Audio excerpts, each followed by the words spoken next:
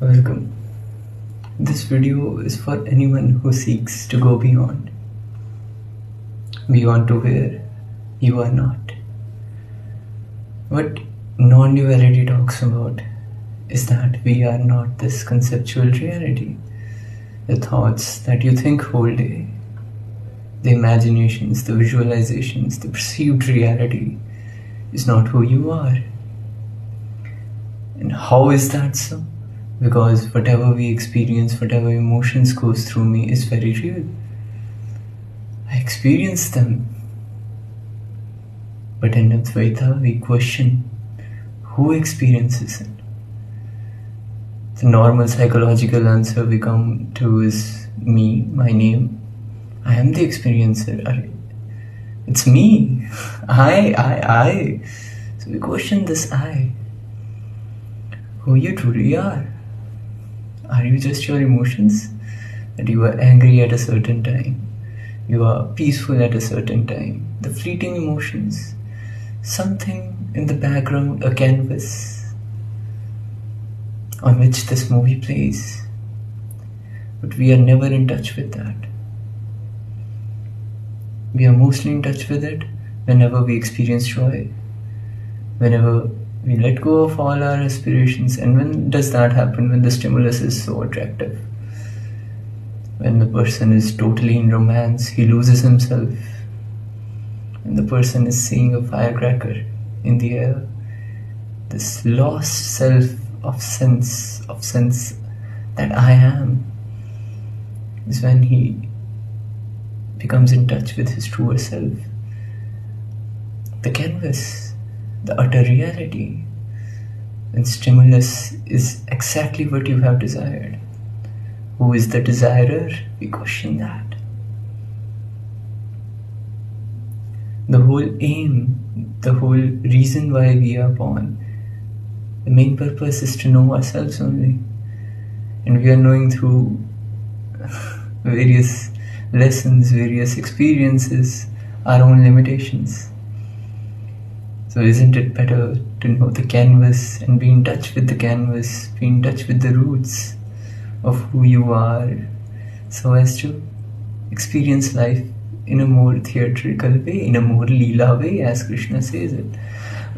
It's very hard. Something happens to me and that is the reality. What to do? Advaita is telling that it's all an illusion, so we can take it in a whole new different perspective, that if it's all an illusion, then why we have to do any effort? So my question arises, who in you does the effort? If you are about to think anything, who gave you the inspiration to think that only, and by that thought only? What in you thinks that thought, and why in you a certain thing feels that is the chooser? You are the chooser of that thought. The thoughts are spontaneous. The thoughts are self-inspired, coming naturally, popping up like whack-a-mole. And more we are hitting on the targets, the more we are engulfed in that. These are mind attacks. I'm not discarding any psychological illness we have. You have psychologists for that and you need therapy for that. But I am guiding you towards a truer self, a self beyond all psychology.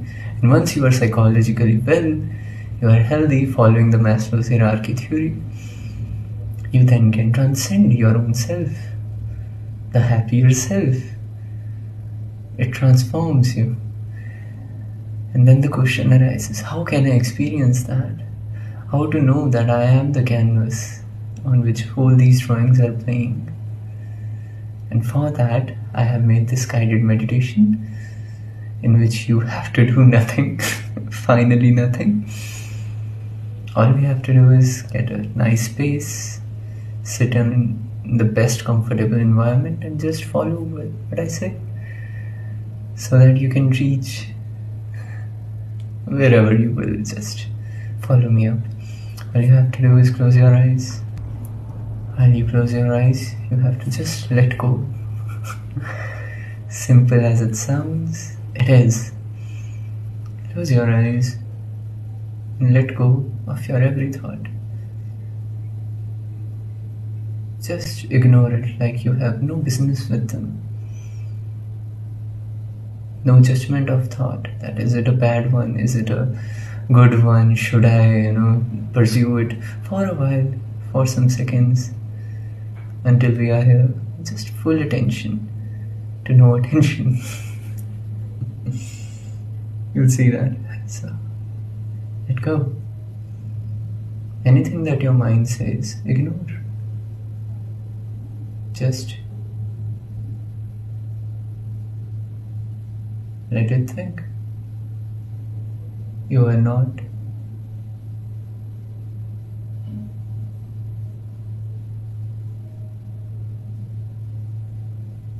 that which thinks.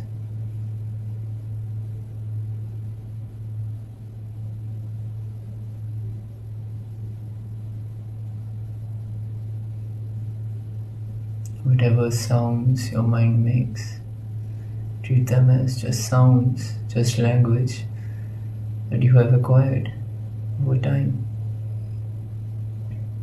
from others, not made by you. For a while,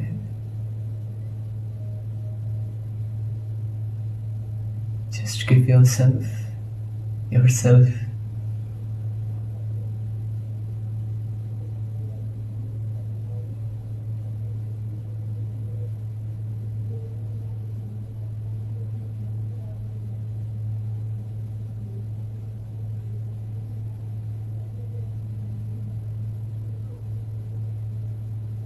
mind will resist this, as mind wants to continue. Mind has this attachment to you. It doesn't want to let go easily. It gives a sense of security, right? It gives a sense of self, a sense of construct. That okay, you are controlled, and whenever we are in an unstable situation, we think a lot.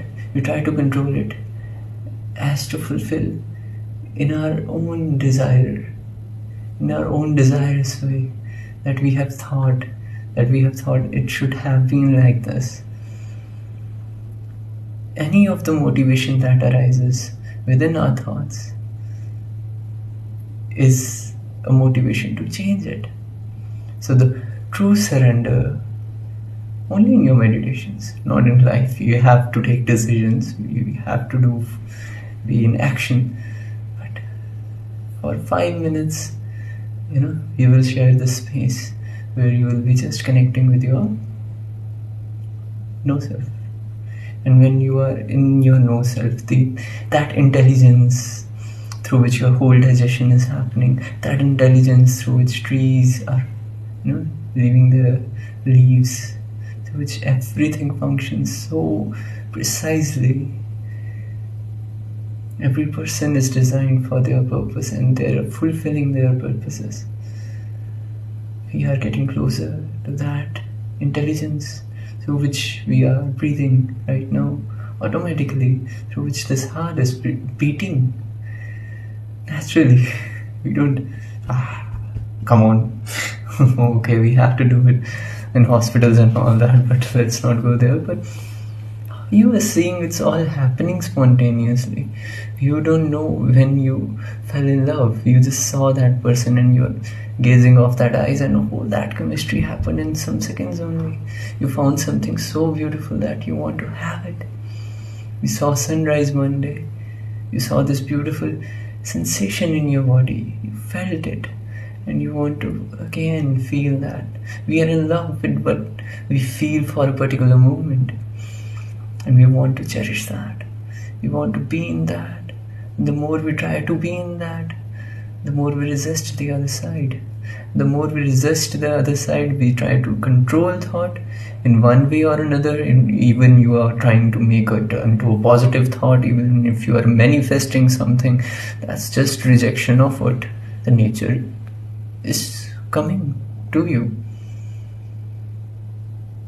There is no rejection in non-duality in Advaita. We just let thoughts happen. Finally, for some while, we let thoughts just run their way. And when thoughts run their way, and they are let go, and you come in touch. Practice it. It will become your reality. You become truly in touch with who you are. It is some magic that saints experience daily. They work through that hukum, God's divine sayings, and through His intelligence. The hukum is His intelligence. We are working through His intelligence. The more you strive for one side, the more you crave for one side, the more you reject the other. It happens naturally. To say that I am good, there has to be something bad around you. There is no duality, as Sri Ganesha's Advaita tells us. Only one truth you can see that supposedly tells you about how non-duality can make you childlike Him. This childish energy can come only through when you don't take life so seriously, so heavily. Naturally, when you practice it for 5 minutes, you let go of your thoughts, you don't indulge in that, life becomes less involving of your energy. You don't waste it. This intelligence makes you intelligent in your own way, in how you experience your life. And then you truly become intelligent, not through by any philosophy or books.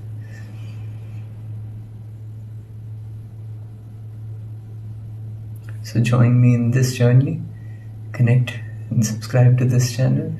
I'll be coming with more videos where you will experience who you truly are. Thank you for your time, for the no time. And I hope I'll see you in the next video. Where we'll be deeply talking about this stuff and how to remain in that whole day. Quite impossible, but we will try that. Thank you.